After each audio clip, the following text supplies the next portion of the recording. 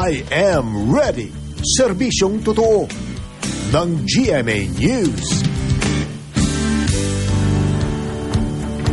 Alamin po natin ang latest sa bagyong Ophel na nagdala ng mga pag-ulan dito sa Metro Manila at mga kalapit probinsya sa Magdamag.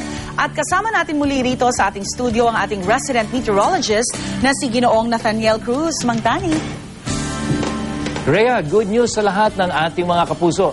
Patuloy ng kumikilos palayo ng bansa ang bagyong Ophel. Dahil dito, wala nang nakataas na storm signal sa anumang bahagi ng bansa. At kung hindi magbabago ang kilos ng bagyong Ophel, inaasahang lalabas na ito ng Philippine Area of Responsibility ngayong umaga. At makikita natin dyan sa storm track na itong bagyong to pagkatapos sa West Philippine Sea ay didiretso ito sa Northern Vietnam. Sa ngayon, huling namataan ng pag-asa ang bagyong Ophel sa layong 320 kilometers sa kanluran ng Iba, Zambales. At taglay pa rin ito ang lakas ng hangin na 75 kilometers per hour at pabugsong aabot sa 90 kilometers per hour. Kumikilos ito pakanluran, hilagang kanluran sa bilis na 22 kilometers per hour. Rhea? Salamat, Mang Tani.